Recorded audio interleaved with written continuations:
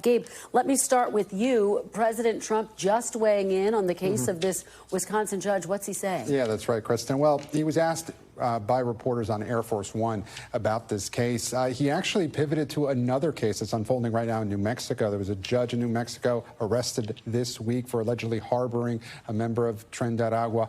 That's what President Trump was referring to. But then, as you said, he made that broader point about the courts holding us back. In other words, his administration is really focusing on this issue that they feel that the court system as a whole is getting in the way of his immigration crackdown. We heard from the Department of Homeland Security also this afternoon pointing out that this was an undocumented immigrant that did have a criminal record, that had entered this country illegally twice.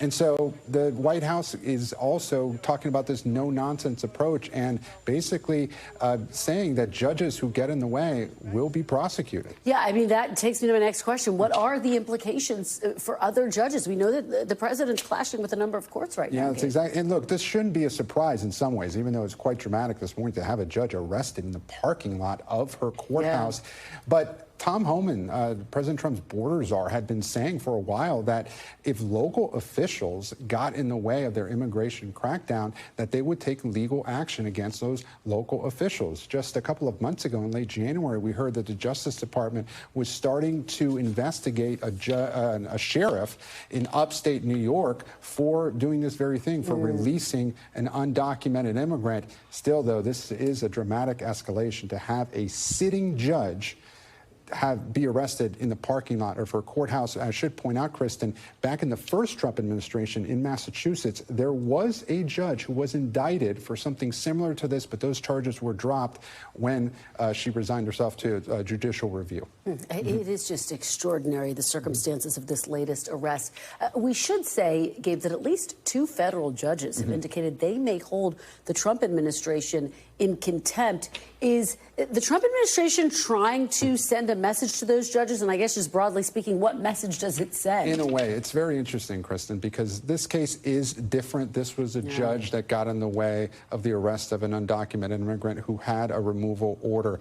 In the instances that you described, those are federal judges that are getting in the way, in the view of the Trump administration, of broader policy.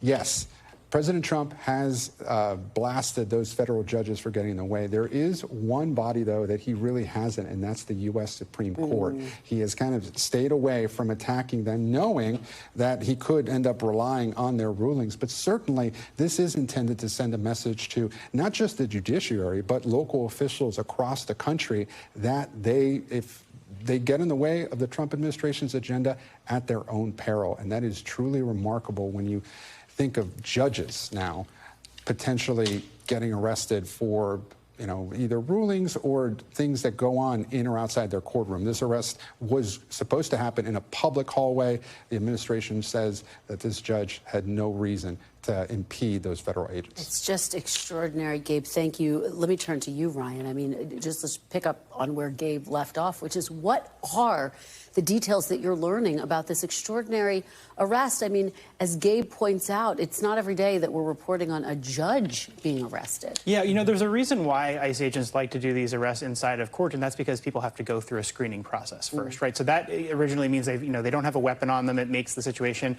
less dangerous. But there's also a reason why judges don't like the idea of these outside federal agents coming into local federal courts, and that's because it's going to discourage people from reporting to court, and especially in the case of victims as well. If victims are worried that they're going to be picked up on their immigration status, that's going to lead to less cooperation with police officers in the first place, less people reporting to court. So the chilling effect is something that a lot of advocates really worry about that in that case. But this is a really fascinating case, and the judges obviously pushed back on this already. She issued this statement, but I would note that arrest in the parking lot, that was something that Kash Patel came out up front and announced before any of the details of this case were available. He then took down that tweet, and that they did not extend this judge, the sitting judge, the courtesy of saying that there's been an indictment, informing the lawyer, working through a process, and instead arresting her. Whereas, Donald Trump was extended that courtesy with his 2 criminal cases before. They did not arrest him in a parking lot. Jack Smith's team took a different approach there. So that was, an escalation, I think, the idea of arresting a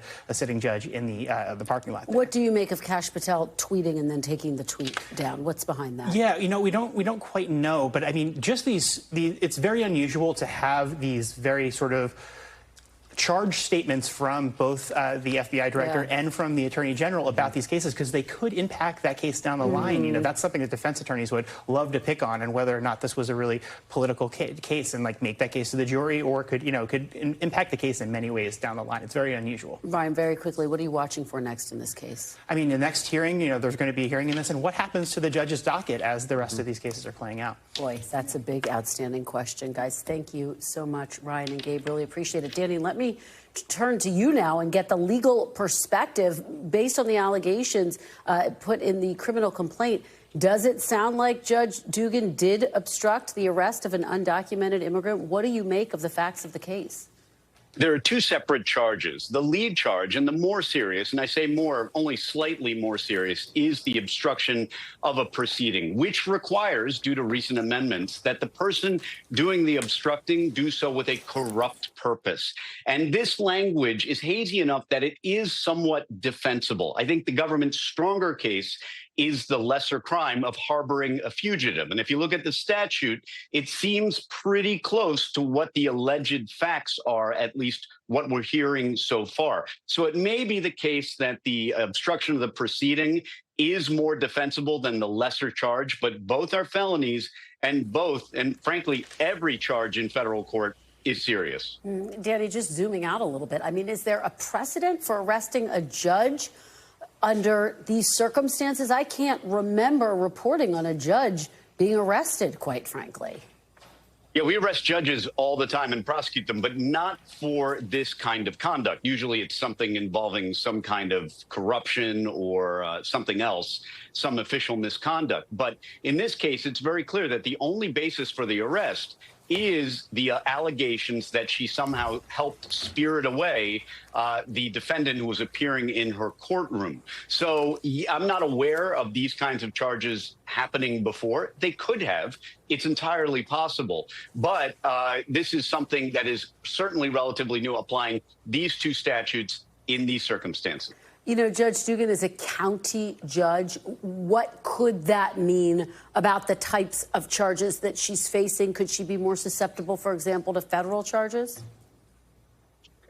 She is. I mean, she's being charged by the federal. She's being charged federally. And of course, you run into all kinds of problems in terms of your the bars. With the bar, you could be suspended. You could certainly be taken from the bench, depending on how that state handles criminal charges against judges. But undoubtedly, my expectation is that she would not be hearing any future cases, even if she's out on bail. And she will be out on bail.